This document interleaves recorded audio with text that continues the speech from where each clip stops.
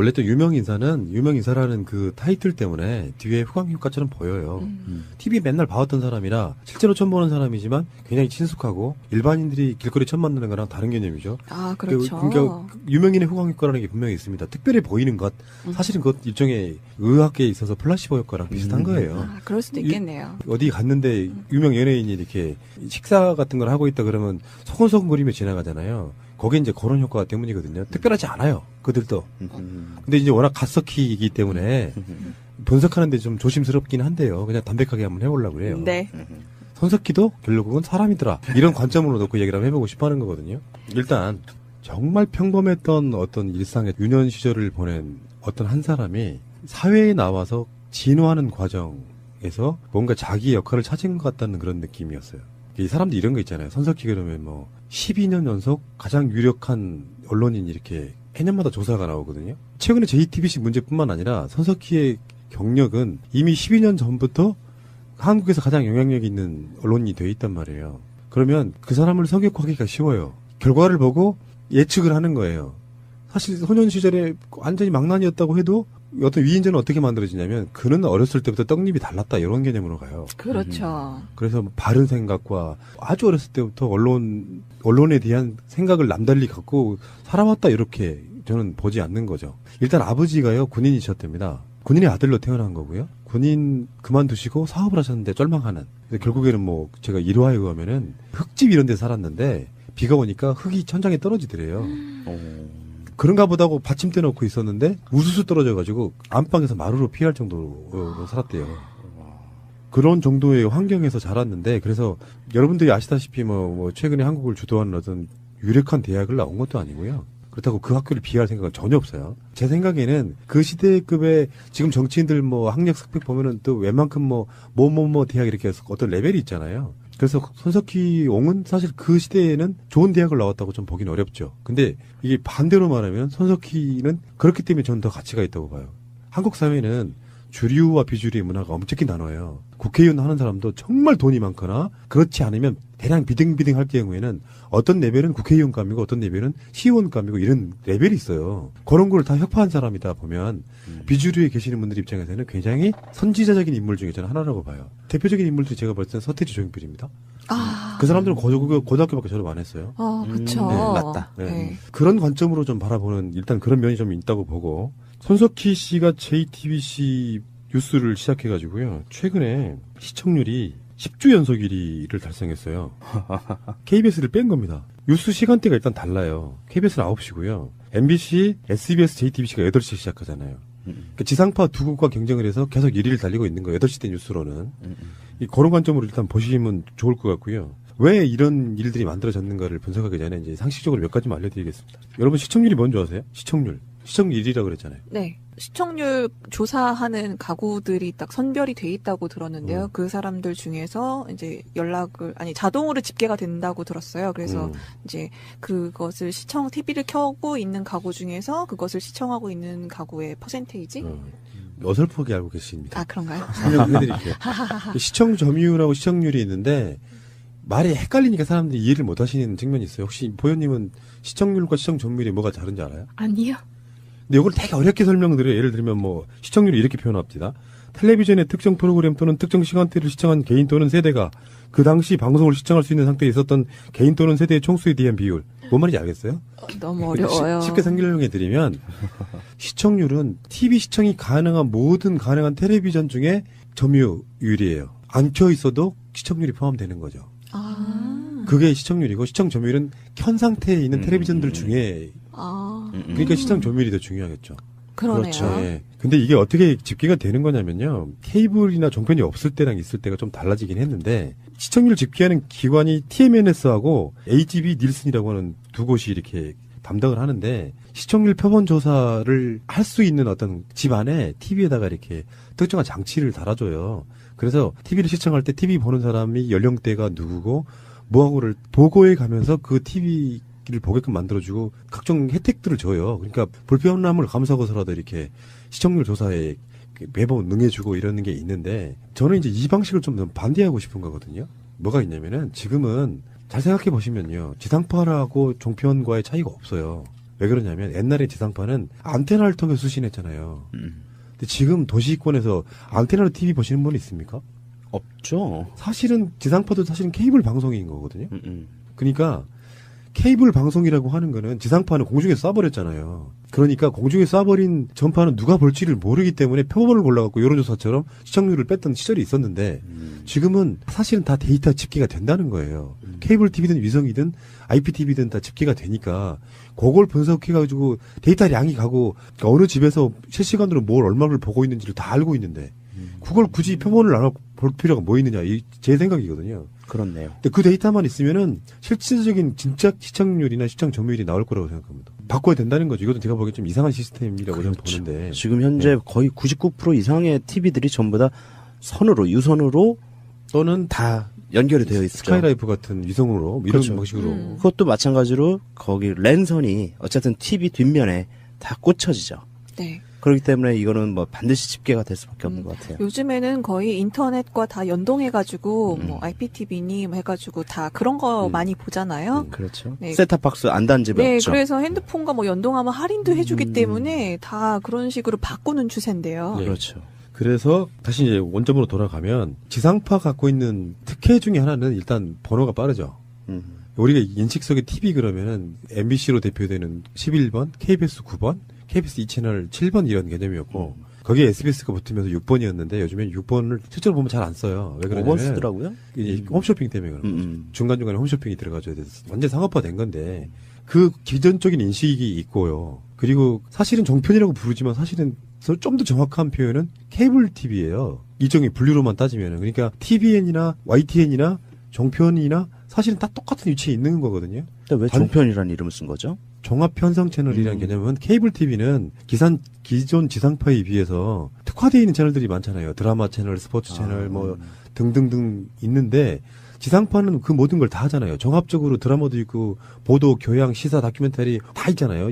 예능까지. 그 기능을 똑같이 갖고 간 게 종편인 거죠. 종합적으로 편성되어 있는 채널. 보도 채널 같은 특화된 채널이 아니라 지상파랑 기능이 똑같은 거를 줄여서 종편이라고 부르는 거예요. 근데 어찌됐건 그 8시 뉴스 시간대에 JTBC가 SBS, MBC를 이겼다고 하는 것은 사실상 좀 기적 같은 일이에요. 그래서 지금 최근에는 뭐 날마다 시청률이 다르게 나오지만 약 10% 정도의 시청률이 나오고 있거든요. 지금 MBC 같은 경우는요, 5%가 안 됩니다. 박근혜 지지율하고 비슷하네요. 대지상파가 그렇다는 거고, SBS는 예전에 지상파들끼리 경쟁할 때는 SBS 가장 선명했어요. 마치 공영방송 같았어. 그 김성준 앵커의 좀 덕도 좀 있는 거고요. 그러다가 시들해졌어요. 완전히 장악되면서. SBS가 왜 그럴 수밖에 없었냐면, SBS는 주체가 기업이 운영하는 방송이기 때문에 MBC나 KBS처럼 방문진이나 KBS 이사회를 통해서 지배받지 않는 것이고 방송통신을 위해서 심의 제재만 받는 정도예요. 그러니까 상대적으로 좀 훨씬 더 편안했던 측면이 없잖아 있는 것이죠. 어쨌든 간에 그런 측면이 있는데 이 상황에서 JTBC가 기존의 지상파들을 월등하게 배 정도로 이기고 있다고 하는 것은 범국민적으로 정말 대단한 신뢰를 받고 있는 거고요. 이게 순간 시청률로만 끝나는 게 아니고요. 포털에 가면 있죠. 뉴스 다시 보기도 있고 다음에 팟캐스트로 나가기도 하죠. 그러니까 이것들이 사실상 KBS 뉴스만큼의 보는 사람이 저는 꽤 많다고 봐요. 우리가 팟캐스트에 익숙한 사람들은 JTBC 그 실시간대로 앉아서 보고 있지 않아도 언젠가 다른 방식으로 보거든요. 그러니까 현재 한국에서 가장 영향력 있는 언론은 JTBC 뉴스라고 저는 보거든요. 그 JTBC 뉴스가 지금 뭐 10주, 11주 연속 1위를 하고 있다는 의미는 언론들의 분석이기도 하지만 저는 동감하기 때문에 이런 거예요. 일단 첫 번째는 손석희에 대한 신뢰. 네. 두 번째는 뉴스의 방식이 다르다는 거예요. 그걸 이제 흔히 말해서 이렇게 표현합니다. 일반 뉴스는 기계적 균형을 유지하기 위해서 객관성을 중심으로 해요. 그 KBS나 MBC가 정상이라고 할지라도 야당 꼭지 보도해주면 여당 꼭지 같이 보도해주면서 기계적 균형을 유지해요. 근데 어떤 사안에 대해서는 기계적 균형을 유지하면 잘못한 여당 쪽에 비판을 막 할애를 해야 되는데 그만큼 야당의 비율을 맞춘다거나 이런 방식으로 하게 되면은 가치가 사라져버리는 측면. 객관적 저널리즘이라고 합니다. 기계적 균형.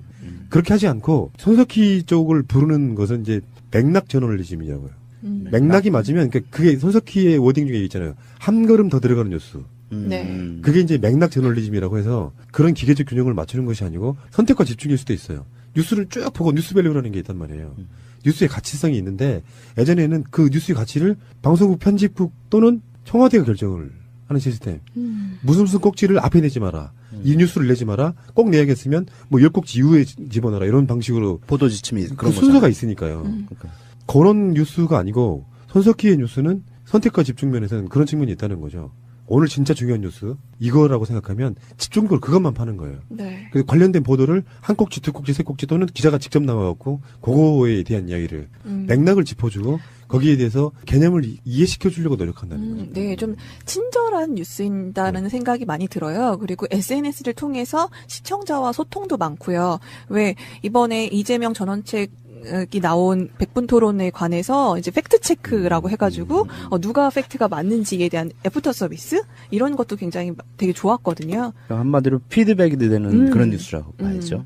그러니까 우리는 기존의 뉴스 문법이 어떤 거였냐면은 기자가 낮에 현장에 나가서 취재를 해와요. 찍어도 오고 코멘트도 만들어서 이렇게 해와요. 그 사이 뉴스가 시작되기 전에 기자들이 막 편집을 해요. 그 사이에 뉴스를 만드는 곳에서는 뭐를 해야 되냐면은 여기서 이제 앵커라는 개념이 제가 소개를 해드리면은 웬만한 사람들 아는 얘기인데 손석희의 지점이 좀 애매한 부분이 없지 않아 있어요. 손석희를 많은 사람들이 아나운서라고 생각합니다. 사실 맞고 시작도 아나운서로 했고요. 그 앵커라고 하는 거는 원래 뜻은 배가 달려있는 닻을 말하는 거예요. 아, 그 앵커가 그 앵커예요? 네, 같은 말이에요. 몰랐다. 그래서 배가 떠내려가지 않게 이렇게 고정해주는 역할을 하죠. 다른 표현 방식으로 말하면은 보도국에서 그 뉴스를 중심을 잡아주는 역할을 하는 사람이 앵커입니다. 그리고 끌어가는 사람이에요. 그러니까 사전적 의미는 시작은 똑같은 그런 의미를 갖고 앵커라는 말이 만들어지면서 또 하나의 사전적 의미가 붙은 거죠. 시작은 그 배에서 나왔다고 보시면 되는데 그러다 보니까 방송국 시스템 속에 들어가면은 현대에 오면 올수록 아나운서들은 연예인화됩니다. 그러니까 아나운서여서 뉴스를 읽는 사람은 사실 앵커라고 부르면 안 되는 거예요. 그래서 각 주요 방송사의 보도국의 보도 뉴스는 아나운서가 진행하는 게 아니고 기자들이 진행합니다. 옛날에 엄기영 같은 사람, 국회의원하고 있는 정동영 같은 사람, 박영선 같은 사람들이 다 기자 출신 앵커들입니다. 9시 뉴스, 8시 뉴스는 그 방송국의 보도 기능의 코어이자 핵심이에요. 그러다 보니까 직접 취재를 하지 않은 멘트만 읽어주는 아나운서들로는 사실감이 떨어지는 겁니다. 그래서 멘트력이 되는 기자들, 간부급 기자들이 나와서 앵커를 직접 하는 거예요. 그 시스템을 잘 모르시는 분들이 그 뉴스를 하게 되면 그 사람을 아나운서라고 무조건 획일적으로 불러버리는 거예요. 지금도 정동영, 박영선을 아나운서 출신이라고 하는 사람이 있습니다. 근데 아나운서가 낫다, 좋다 이런 차원이 아니고 보도 기능으로만 만들어진 것은 아니라는 말씀을 드리는 거예요. 근데 손석희는 아나운서로 들어왔는데 그 당시 MBC에서는 기자 역할도 한 걸로 알려지고 있는 거예요. 아나운서와 보도국이 분류가 안 됐던 시점에서는 아나운서국 근무를 하면 아나운서인 거고 보도국 가서 현장을 취재를 하면 기자인 거였던 시절이 있었던 거죠. 거기서 느꼈던 그래서 실제로 MBC에 보면은 이상한 전통들이 있습니다. 처음에 아나운서로 들어왔던 사람들이 아나운서로는 사실 저널리즘을 할 수가 없구나라는 걸 깨달으면 기자시험 다시 보고 들어온 케이스가 굉장히 많아요. 아, 네, 그랬다는 케이스 많이 들어봤어요. 자기 스스로 뭔가 자기가 하는 말이 무엇인지 더 알고자 하는 그런 욕심이 생기면 기자시험을 다시 봐서 다시 들어오시더라고요. 그리고 MBC의 유명한 앵커들, 이 사람들이 처음에 아나운서로 들어왔다가 기자로, 그러니까 같은 방송사 내에서 직업을 바꾼 케이스는 되게 많아요. 근데 지금 뉴스 하시는 분들, 현재 손석희와 비교가 되는 그 앵커들은 다 사실은 기자 출신들이고요. 손석희 자체는 굉장히 특이한 종류의 언론인인 거예요. 그들의 입장에서 보면은. 그러니까 손석희가 명성을 얻은 데는 JTBC 뉴스가 아니고 백분 토론이라든지 아침에 했던 손석희만의 그 라디오 방송 있잖아요. 시선 집중 같은 걸 하게 되면서 그 신뢰 이미지를 쌓아왔는데 손석희는 우리 쪽 언론인이 아닙니다. 아, 그런가요? 그거 자체가 손석희를 욕먹이는 행위예요. 예를 들어서 촛불 집회에 관련해 가지고 박근혜 변호인단이 뭐라고 했냐면은 저 촛불은 민심이 아니다. 좌파들 일부 빨갱이들이 선동해서 만든 행사다라고 얘기했잖아요.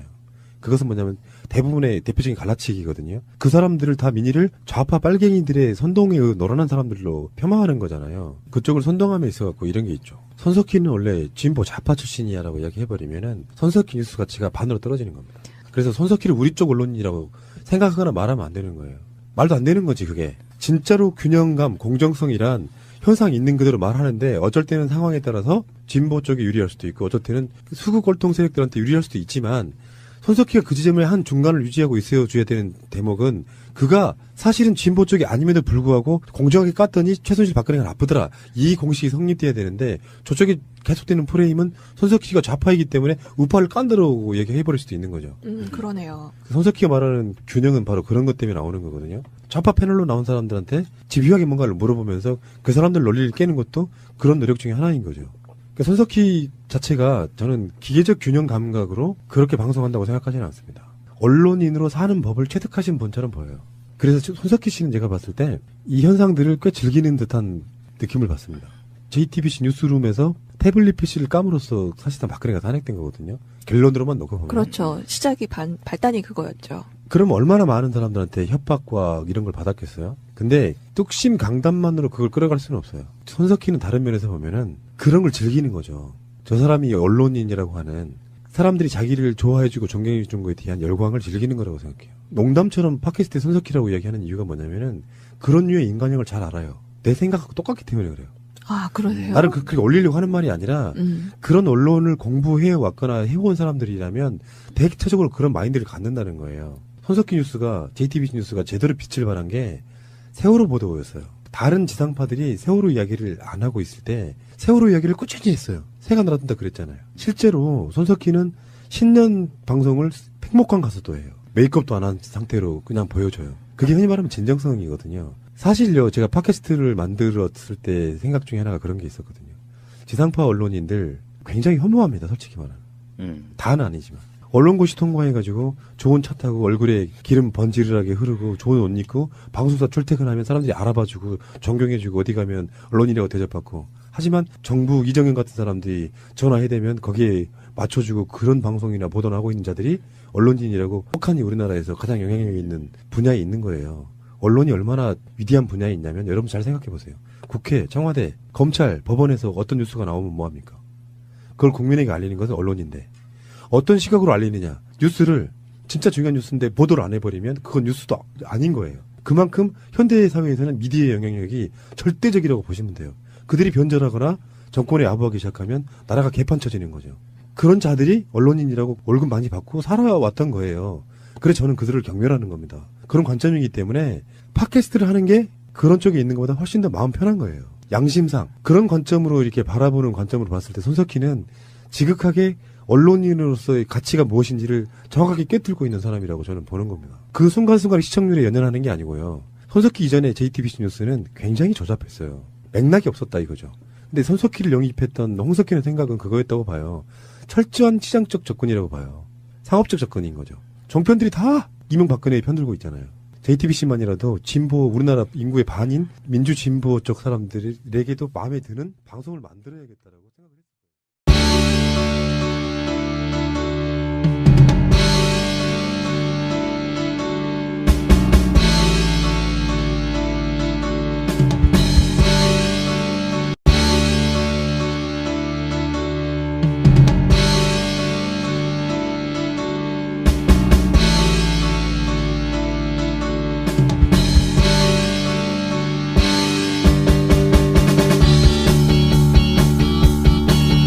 거예요. 아나운서와 보도국이 분류가 안 됐던 시점에서는 아나운서국 근무를 하면 아나운서인 거고 보도국 가서 현장을 취재를 하면 기자인 거였던 시절이 있었던 거죠. 거기서 느꼈던 그래서 실제로 MBC에 보면은 이상한 전통들이 있습니다.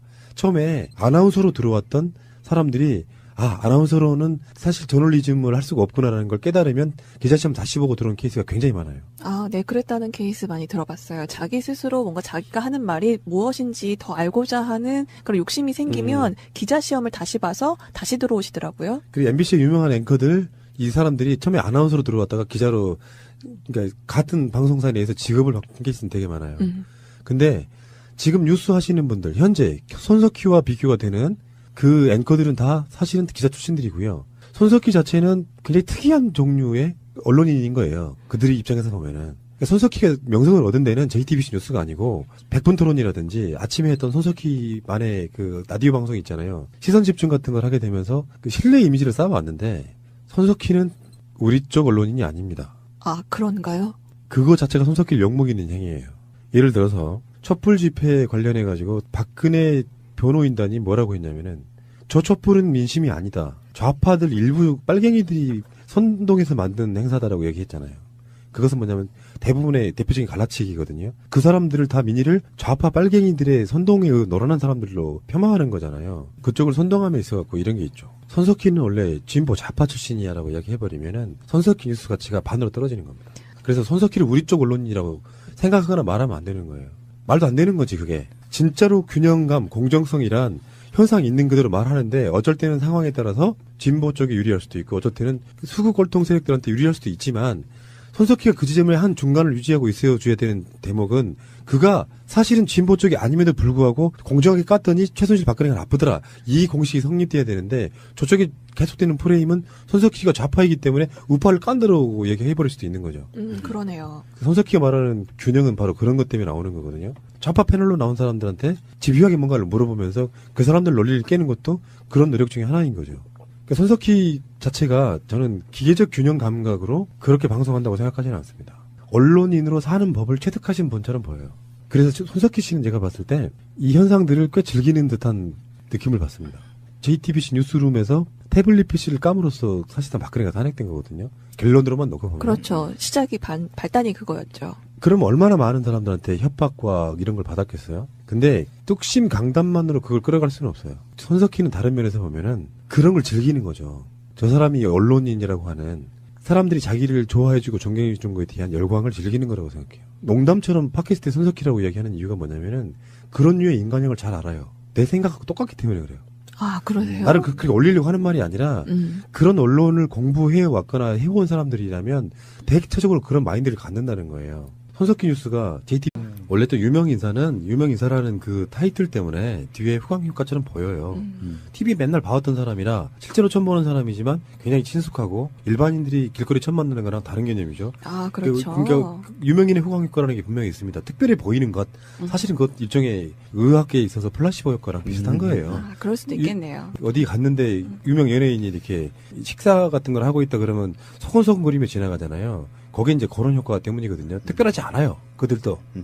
근데 이제 워낙 갓석희이기 때문에 분석하는데 좀 조심스럽긴 한데요. 그냥 담백하게 한번 해보려고 그래요. 네. 손석희도 결국은 사람이더라. 이런 관점으로 놓고 얘기를 한번 해보고 싶어 하는 거거든요. 일단 정말 평범했던 어떤 일상의 유년 시절을 보낸 어떤 한 사람이 사회에 나와서 진화하는 과정에서 뭔가 자기 역할을 찾은 것 같다는 그런 느낌이었어요.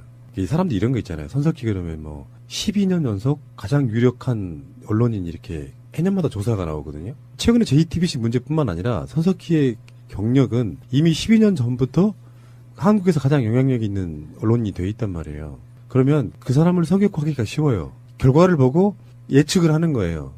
사실 소년 시절에 완전히 망난이었다고 해도 어떤 위인전은 어떻게 만들어지냐면 그는 어렸을 때부터 떡잎이 달랐다 이런 개념으로 가요. 그렇죠. 그래서 뭐 바른 생각과 아주 어렸을 때부터 언론에 대한 생각을 남달리 갖고 살아왔다 이렇게 저는 보지 않는 거죠. 일단 아버지가요 군인이셨답니다. 군인의 아들로 태어난 거고요. 군인 그만두시고 사업을 하셨는데 쫄망하는. 그래서 결국에는 뭐 제가 일화에 의하면은 흙집 이런 데 살았는데 비가 오니까 흙이 천장에 떨어지더래요.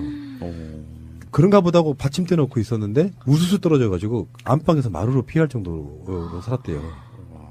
그런 정도의 환경에서 자랐는데 그래서 여러분들이 아시다시피 뭐 최근에 한국을 주도하는 어떤 유력한 대학을 나온 것도 아니고요. 그렇다고 그 학교를 비할 생각은 전혀 없어요. 제 생각에는 그 시대급의 지금 정치인들 뭐 학력 스펙 보면은 또 웬만큼 뭐 대학 이렇게 해서 어떤 레벨이 있잖아요. 그래서 손석희 옹은 사실 그 시대에는 좋은 대학을 나왔다고 좀 보기는 어렵죠. 근데 이게 반대로 말하면 손석희는 그렇기 때문에 저는 더 가치가 있다고 봐요. 한국 사회는 주류와 비주류의 문화가 엄청히 나눠요. 국회의원 하는 사람도 정말 돈이 많거나 그렇지 않으면 대량 비등비등 할 경우에는 어떤 레벨은 국회의원감이고 어떤 레벨은 시의원감이고 이런 레벨이 있어요. 그런 걸 다 혁파한 사람이다 보면 비주류에 계시는 분들 입장에서는 굉장히 선지자적인 인물 중에 저는 하나라고 봐요. 대표적인 인물들이 제가 볼 때는 서태지 조용필입니다. 아. 그 사람들은 고등학교밖에 졸업 안 했어요.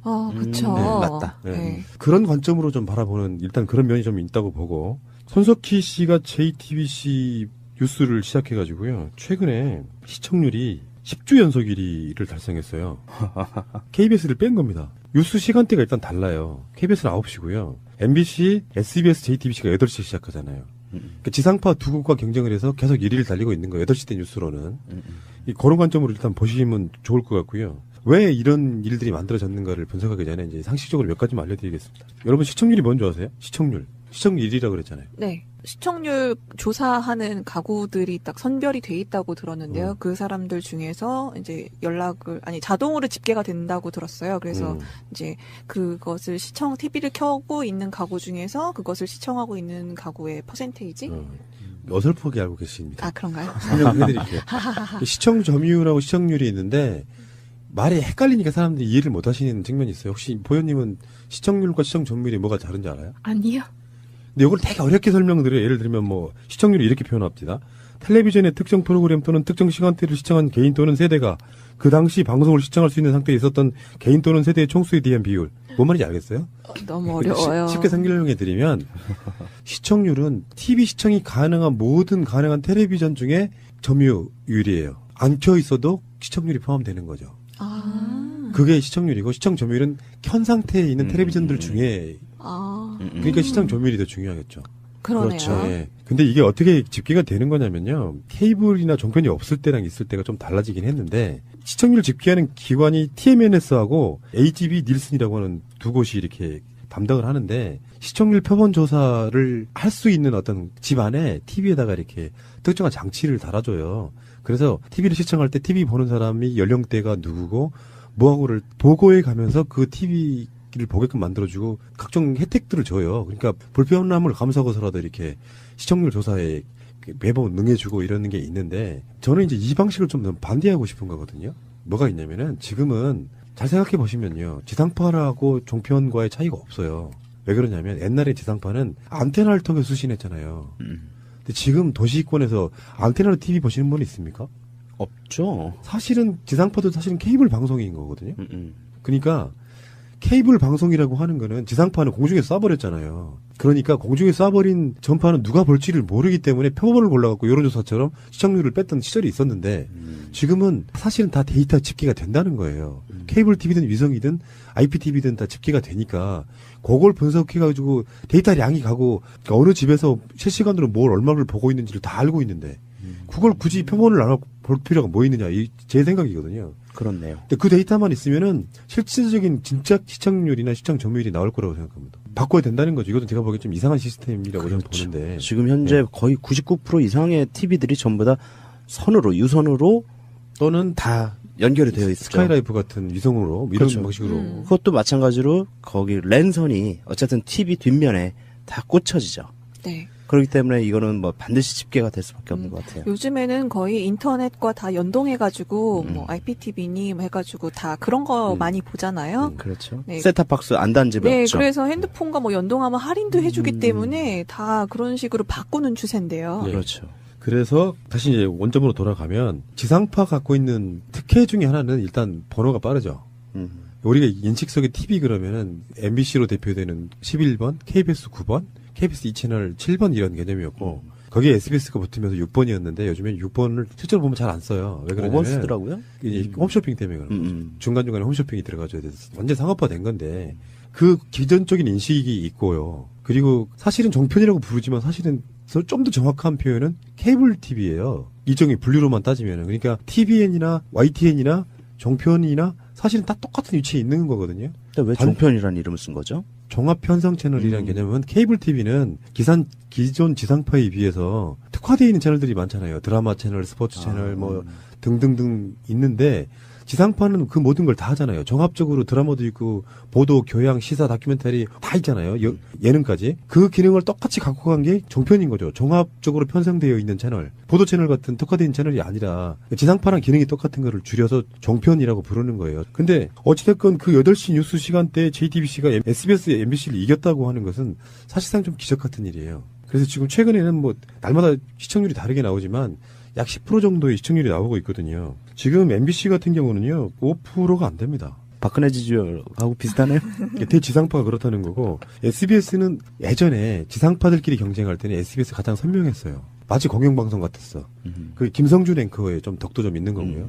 그러다가 시들해졌어요. 완전히 장악되면서. SBS가 왜 그럴 수밖에 없었냐면, SBS는 주체가 기업이 운영하는 방송이기 때문에 MBC나 KBS처럼 방문진이나 KBS 이사회를 통해서 지배받지 않는 것이고 방송통신을 위해서 심의 제재만 받는 정도예요. 그러니까 상대적으로 좀 훨씬 더 편안했던 측면이 없잖아 있는 것이죠. 어쨌든 간에 그런 측면이 있는데 이 상황에서 JTBC가 기존의 지상파들을 월등하게 배 정도로 이기고 있다고 하는 것은 범국민적으로 정말 대단한 신뢰를 받고 있는 거고요. 이게 순간 시청률로만 끝나는 게 아니고요. 포털에 가면 있죠. 뉴스 다시 보기도 있고 다음에 팟캐스트로 나가기도 하죠. 그러니까 이것들이 사실상 KBS 뉴스만큼의 보는 사람이 저는 꽤 많다고 봐요. 우리가 팟캐스트에 익숙한 사람들은 JTBC 그 실시간대로 앉아서 보고 있지 않아도 언젠가 다른 방식으로 보거든요. 그러니까 현재 한국에서 가장 영향력 있는 언론은 JTBC 뉴스라고 저는 보거든요. 그 JTBC 뉴스가 지금 뭐 10주, 11주 연속 1위를 하고 있다는 의미는 언론들의 분석이기도 하지만 저는 동감하기 때문에 이런 거예요. 일단 첫 번째는 손석희에 대한 신뢰. 네.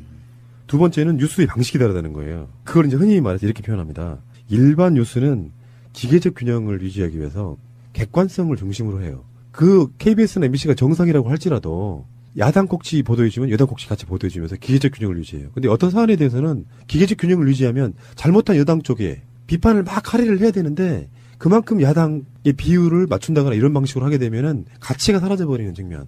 객관적 저널리즘이라고 합니다. 기계적 균형. 그렇게 하지 않고 손석희 쪽을 부르는 것은 이제 맥락 저널리즘이라고요. 맥락이 맞으면 그게 손석희의 워딩 중에 있잖아요. 한 걸음 더 들어가는 뉴스. 네. 그게 이제 맥락 저널리즘이라고 해서 그런 기계적 균형을 맞추는 것이 아니고 선택과 집중일 수도 있어요. 뉴스를 쭉 보고 뉴스밸류라는 게 있단 말이에요. 뉴스의 가치성이 있는데 예전에는 그 뉴스의 가치를 방송국 편집국 또는 청와대가 결정을 하는 시스템. 무슨 꼭지를 앞에 내지 마라. 이 뉴스를 내지 마라. 꼭 내야겠으면 뭐 10꼭지 이후에 집어넣어라. 이런 방식으로 보도 지침이 그 그런 순서가 거잖아요. 있으니까요. 그러니까. 그런 뉴스가 아니고 손석희의 뉴스는 선택과 집중 면에서는 그런 측면이 있다는 거죠. 오늘 진짜 중요한 뉴스 이거라고 생각하면 집중적으로 그것만 파는 거예요. 네. 그래서 관련된 보도를 한 꼭지, 두 꼭지, 세 꼭지 또는 기자가 직접 나와갖고 그거에 대한 이야기를 맥락을 짚어주고 거기에 대해서 개념을 이해시켜 주려고 노력한다는 거죠. 네, 좀 친절한 뉴스인다는 생각이 많이 들어요. 그리고 SNS를 통해서 시청자와 소통도 많고요. 왜 이번에 이재명 전원책이 나온 100분 토론에 관해서 이제 팩트 체크라고 해가지고 누가 팩트가 맞는지에 대한 애프터 서비스 이런 것도 굉장히 되게 좋았거든요. 그러니까 한마디로 피드백이 되는 그런 뉴스라고 봐야죠. 그러니까 우리는 기존의 뉴스 문법이 어떤 거였냐면은 기자가 낮에 현장에 나가서 취재를 해와요. 찍어도 오고 코멘트도 만들어서 이렇게 해와요. 그 사이 뉴스가 시작되기 전에 기자들이 막 편집을 해요. 그 사이에 뉴스를 만드는 곳에서는 무엇을 해야 되냐면은 여기서 이제 앵커란 개념이 제가 소개를 해드리면은 웬만한 사람들 아는 얘기인데 손석희의 지점이 좀 애매한 부분이 없지 않아 있어요. 손석희를 많은 사람들이 아나운서라고 생각합니다. 사실 맞고 시작도 아나운서로 했고요. 그 앵커라고 하는 거는 원래 뜻은 배가 달려있는 닻을 말하는 거예요. 아, 그 앵커가 그 네. 앵커예요? 네, 같은 말이에요. 몰랐다. 그래서 배가 떠내려 가지 않게 이렇게 고정해주는 역할을 하죠. 다른 표현 방식으로 말하면은 보도국에서 그 뉴스를 중심을 잡아주는 역할을 하는 사람이 앵커입니다. 그리고 끌어가는 사람이에요. 그러니까 사전적 의미는 시작은 똑같은 그런 의미를 갖고 앵커라는 말이 만들어지면서 또 하나의 사전적 의미가 붙은 거죠. 시작은 그 배에서 나왔다고 보시면 되는데 그러다 보니까 방송국 시스템 속에 들어가면은 현대에 오면 올수록 아나운서들은 연예인화됩니다. 그러니까 아나운서여서 뉴스를 읽는 사람은 사실 앵커라고 부르면 안 되는 거예요. 그래서 각 주요 방송사의 보도국의 보도 뉴스는 아나운서가 진행하는 게 아니고 기자들이 진행합니다. 옛날에 엄기영 같은 사람, 국회의원하고 있는 정동영 같은 사람, 박영선 같은 사람들이 다 기자 출신 앵커들입니다. 9시 뉴스, 8시 뉴스는 그 방송국의 보도 기능의 코어이자 핵심이에요. 그러다 보니까 직접 취재를 하지 않은 멘트만 읽어주는 아나운서들로는 사실감이 떨어지는 겁니다. 그래서 멘트력이 되는 기자들, 간부급 기자들이 나와서 앵커를 직접 하는 거예요. 그 시스템을 잘 모르시는 분들이 그 뉴스를 하게 되면 그 사람을 아나운서라고 무조건 획일적으로 불러버리는 거예요. 지금도 정동영, 박영선을 아나운서 출신이라고 하는 사람이 있습니다. 근데 아나운서가 낫다, 좋다 이런 차원이 아니고 보도 기능으로만 만들어진 것은 아니라는 말씀을 드리는 거예요. 근데 손석희는 아나운서로 들어왔는데 그 당시 MBC에서는 기자 역할도 한 걸로 알려지고 있는